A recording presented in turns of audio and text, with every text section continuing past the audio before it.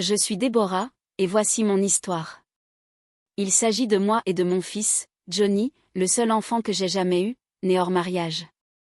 Ce fait a façonné ma vie d'une manière que je n'aurais jamais imaginée. À 43 ans, je suis toujours une femme célibataire. Même si j'ai fait la paix avec une grande partie de mon passé, il y a un chapitre concernant Johnny qui est difficile à partager, mais impossible à garder enfoui. C'est une histoire qui s'étend sur des années, remplie de moments qui ont mis à l'épreuve mon cœur, ma détermination et ma compréhension de ce que signifie être mère. C'est long, c'est brut, et c'est réel. J'espère que vous m'écouterez. J'avais 22 ans lorsque j'ai eu Johnny. Jeune, naïve et perdument amoureuse d'un homme nommé Marcus, qui m'a promis le monde, mais ne m'a laissé qu'un ventre arrondi et un cœur brisé. Je travaillais comme caissière dans une petite épicerie de notre ville de Maplewood, et j'arrivais à peine à joindre les deux bouts. Marcus était charmant, avec un sourire capable d'illuminer une pièce et des mots qui me faisaient sentir comme la seule femme au monde. Mais, quand je lui ai annoncé ma grossesse, il a disparu comme de la fumée dans le vent. Je ne l'ai plus jamais revu. Élever Johnny seul n'a pas été facile. Mes parents m'ont aidé quand ils le pouvaient, mais ils étaient de la vieille école et ont péché en ayant un enfant hors mariage. Cela planait sur nous comme un nuage noir. Ils aimaient Johnny, mais leur déception à mon égard était évidente. J'ai travaillé de longues heures, d'abord à l'épicerie, puis comme réceptionniste dans un cabinet dentaire, économisant chaque centime pour offrir à Johnny une vie meilleure que celle que j'avais connue. Je n'ai pas eu beaucoup de rendez-vous. Les hommes de Maplewood n'étaient pas très enthousiastes à l'idée d'avoir une femme avec un enfant, surtout si elle n'était pas mariée. Au fil du temps, j'ai cessé de chercher l'amour. Johnny est devenu mon monde, ma raison de continuer. C'était un enfant brillant, toujours curieux et souriant. Il avait mes yeux marrons et mes cheveux bouclés, mais le charme facile de son père. À 10 ans, il était déjà plus grand que la plupart des enfants de son âge, avec un rire capable d'alléger même mes pires journées. Il me serrait fort dans ses bras après l'école, me racontait sa journée, et je l'écoutais, m'imprégnant de chaque mot. C'était des années simples, où être maman semblait suffisant. Mais, à mesure que Johnny grandissait et devenait adolescent, les choses ont changé. Il était toujours gentil, toujours mon garçon, mais il a commencé à tester les limites. Il restait dehors plus tard que ce que je lui permettais, se disputait à propos des tâches ménagères, ou glissait son téléphone sous les couvertures quand je lui disais de dormir. Des comportements d'adolescents normaux, me suis-je dit. Je le gronderais, je le punirais, et nous passerions à autre chose.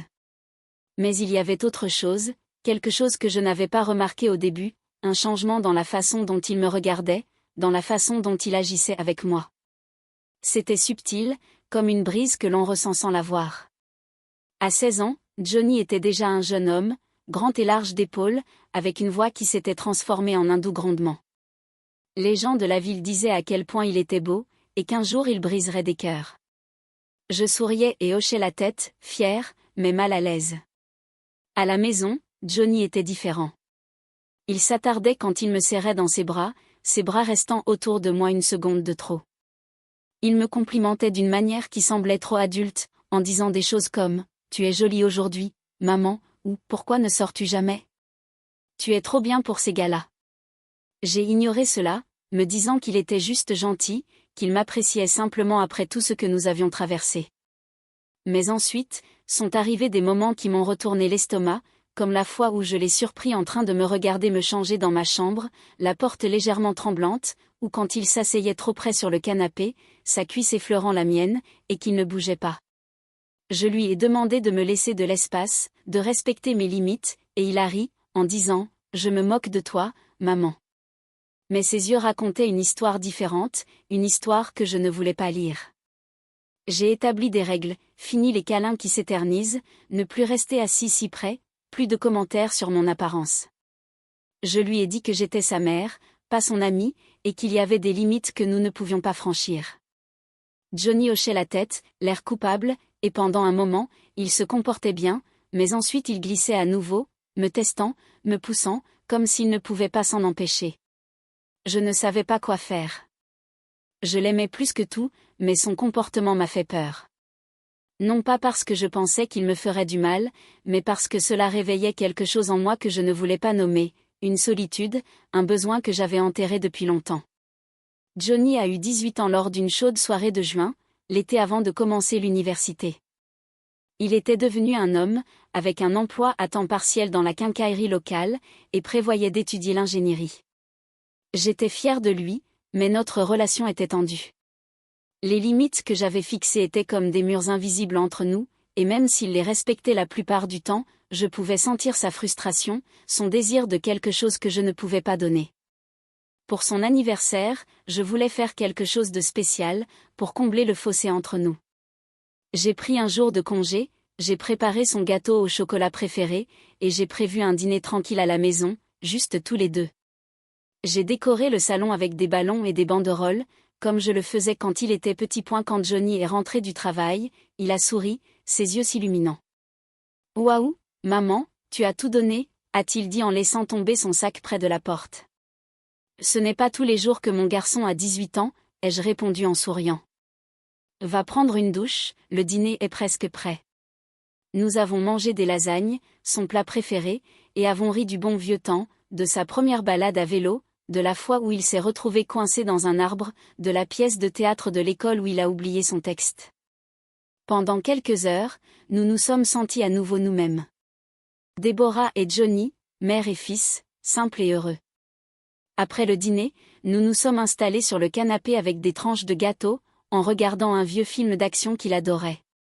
La pièce était chaude, les fenêtres ouvertes laissant entrer le doux bourdonnement des grillons. Johnny était silencieux pendant le film, les yeux rivés sur l'écran, mais son corps était tendu à côté de moi. Je gardais mes distances, en faisant attention à ce que nos épaules ne se touchent pas. Lorsque le générique est apparu, il s'est tourné vers moi, son expression indéchiffrable. « Merci pour ce soir, maman » a-t-il dit doucement. « Ça me touche beaucoup. »« De rien, ma puce » ai-je répondu en me levant pour débarrasser les assiettes. « Et tu es un homme maintenant. Je suis si fière de toi. » Il attrapa mon poignet alors que je passais devant lui, sa prise douce mais ferme. « Ne pars pas tout de suite » a-t-il dit. « Restons assis encore un peu. » Mon cœur fit un bond. « Johnny, il est tard, j'ai du travail demain. »« S'il te plaît » a-t-il dit d'une voix basse, presque suppliante. Juste un instant. Contre toute attente, je me rassis. Il lâcha mon poignet, mais sa main s'attarda près de la mienne sur le canapé. Nous restâmes assis en silence, l'air chargé de quelque chose que je ne pouvais nommer. J'aurais dû me lever, aller me coucher, fermer ma porte à clé, mais je ne l'ai pas fait.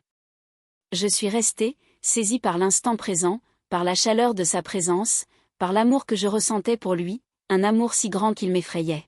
« Maman » dit-il finalement en se tournant vers moi, « pourquoi me repousses-tu toujours ?» Je me figeai. « De quoi parles-tu ? » Tu sais ce que je veux dire, a-t-il dit en cherchant mes yeux du regard. J'essaie d'être proche de toi et tu agis comme si je faisais quelque chose de mal. Je ne suis plus un enfant. Je te vois, maman. Je vois à quel point tu es seule, comment tu as tout abandonné pour moi. Je veux simplement prendre soin de toi aussi. Ma gorge se serra. Johnny, je suis ta mère. Il y a des limites à ne pas franchir. Tu le sais. Mais pourquoi insista-t-il, d'une voix douce mais intense? Qui a dit qu'on ne pouvait pas être proche? Qui a dit qu'on ne pouvait pas s'aimer comme on le souhaitait? Je me levai, le cœur battant. L'arrête, Johnny. Ce n'est pas bien. Tu es perdu. Je ne suis pas perdu, répondit-il en se levant également, d'une voix ferme. Je n'ai jamais été aussi sûr de rien. Je t'aime, maman. Pas seulement comme ma mère, mais comme toi, Déborah, la femme qui a toujours été là, belle et forte, et qui mérite d'être aimée. Ces mots me frappèrent comme une vague, m'emportant. J'avais envie de crier, de courir, de lui dire qu'il avait tort, mais une part de moi, une petite part audacieuse, ressentait autre chose, une chaleur, une attirance, un désir que je n'avais pas ressenti depuis des années. Je me détestais pour cela, mais c'était là, indéniable. Et Johnny, non, murmurai-je en reculant. On ne peut pas. C'est mal. Il s'approcha, les yeux rivés sur les miens. Ça ne me semble pas mal.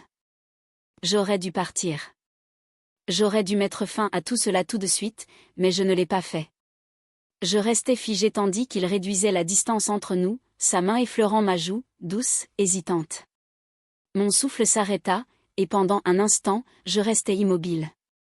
Je ne l'arrêtais pas. Et puis, il m'embrassa. C'était doux au début, presque hésitant, comme s'il attendait que je m'éloigne, mais je ne l'ai pas fait. Je ne sais pas pourquoi.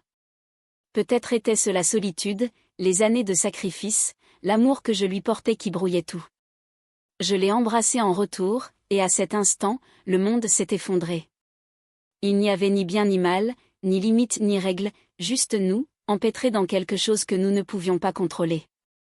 Nous avons fini dans ma chambre. Les détails étaient un flou de chaleur et de désir. C'était mal, je le savais, mais j'avais l'impression d'une libération, comme quelque chose que nous avions tous les deux retenu trop longtemps. Quand ce fut fini, nous restâmes allongés là, silencieux, le poids de ce que nous avions fait s'abattant sur nous comme une lourde couverture. J'attendais que la culpabilité m'écrase, mais elle n'est pas venue, pas encore. Le lendemain matin, je me réveillais seule. Johnny était dans la cuisine en train de préparer du café, faisant comme si de rien n'était. Je restais sur le seuil, à le regarder, l'esprit en ébullition. Que avions-nous fait? Comment pouvais-je lui faire face maintenant? Mais lorsqu'il se retourna et me sourit, ses yeux doux et chaleureux, je ressentis un calme étrange. « Bonjour, maman, dit-il en me tendant une tasse. Tu as bien dormi? J'acquiesçai, incapable de parler. On n'en a pas parlé, pas ce jour-là, ni les jours qui suivirent. La vie continua, mais c'était différent. Les limites que j'avais fixées avaient disparu, remplacées par quelque chose de nouveau, quelque chose de non dit. Johnny était toujours mon fils, mais il était aussi autre chose, quelqu'un qui m'a vu, qui m'a voulu, qui m'a aimé comme personne d'autre ne l'avait jamais fait. Nous étions prudents. Personne à Maplewood ne pouvait le savoir. Nous sauvions les apparences, mère et fils, rien de plus. Mais à la maison, quand les portes étaient fermées et que le monde était à l'extérieur, nous étions différents. Nous parlions pendant des heures, rions, nous touchions, nous aimions. C'était mal, je le savais, mais cela a comblé un vide en moi dont je n'avais pas conscience. Johnny s'épanouissait, travaillait, étudiait, planifiait son avenir, et j'étais heureuse. Pour la première fois depuis des années, je me sentais vivante. Mais la culpabilité est venue lentement et insidieusement. Cela s'est glissé dans mes moments de calme, lorsque je regardais Johnny et que je voyais le garçon que j'avais élevé, et non l'homme que j'avais laissé entrer dans mon lit. Je restais éveillée la nuit, en me demandant quel genre de mère j'étais, quel genre de personne je devenais. Je priais pour obtenir le pardon, mais les mots me semblaient creux. Comment pourrais-je demander pardon alors que je n'étais pas prête à le laisser partir? 2 ans se sont écoulés. Johnny avait 20 ans, était en 2e année d'université, et vivait à la maison pour économiser de l'argent. Notre relation était toujours proche, toujours compliquée. Nous nous étions installés dans une routine, équilibrant notre secret avec la normalité de la vie quotidienne. Il étudiait à la table de la cuisine pendant que je cuisinais. Je l'encourageais à ses matchs. Nous regardions des films sur le canapé, prudemment mais confortablement. Mais il y avait des moments où je me surprenais à reculer, à reconstruire mes murs. La culpabilité était plus lourde maintenant. La peur de ce que nous faisions me rongeait. Une nuit, après une longue journée, Johnny rentra tard à la maison. J'étais sur le canapé, à moitié endormie, quand il s'assit à côté de moi. Il avait l'air fatigué, mais ses yeux brillaient, comme s'il avait réfléchi à quelque chose. « Maman, dit-il d'une voix calme, on peut parler ?» J'acquiesçai, l'estomac noué. « J'ai réfléchi, dit-il en regardant ses mains, à nous, à ce qui se passait. Je retins mon souffle, attendant. Je sais que c'est dur pour toi, continua-t-il. Je sais que tu te sens parfois coupable, et je déteste ça. Je déteste te faire ressentir cela, mais, je secouai la tête. Je ne le fais pas. Laisse-moi finir, dit-il doucement. Je t'aime, maman, et je ne regrette pas ce que nous avons, mais je sais aussi que ce n'est pas juste pour toi. Tu mérites une vie, une vraie vie, avec quelqu'un qui peut tout te donner. Ce n'est pas un secret. Les larmes me piquaient les yeux. Et tu es ma vie, Johnny. Tu l'as toujours été. Je sais, dit-il, la voix brisée, mais je ne veux pas être la raison pour laquelle tu te caches. Je ne veux pas être la raison pour laquelle tu ne peux pas avancer. Je m'en vais, maman. Je me figeai. Quoi? J'ai obtenu un stage, dit-il, à Seattle. C'est une bonne opportunité, et je pense qu'il serait préférable que j'y aille, pour nous deux. Je ne pouvais pas parler. L'idée qu'il parte me déchirait, mais une partie de moi savait qu'il avait raison. Ce que nous avions était beau, mais c'était aussi une cage. Nous ne pouvions pas continuer à vivre comme ça, en prétendant que cela pouvait durer éternellement. Quand, murmurai-je. Le mois prochain, dit-il. J'aurai le temps de conclure. J'acquiesçai, les larmes aux yeux. Il m'enlaça, et nous restâmes longtemps serrés l'un contre l'autre, sachant que c'était le début de quelque chose. Johnny est parti pour Seattle en juillet. La maison semblait vide sans lui, le silence assourdissant. Nous nous parlâmes au téléphone, nous nous envoyions des textos. Il construisit une nouvelle vie, et j'essayais de retrouver la mienne. J'ai commencé à sortir davantage, à renouer avec des amis, et même à avoir quelques rendez-vous, mais personne ne se comparait à Johnny, non pas à cause de ce que nous partagions, mais à cause de qui il était, mon fils, mon cœur, tout pour moi. Cela fait 6 mois qu'il est parti. Je suis toujours à Maplewood, toujours célibataire, en train de réfléchir.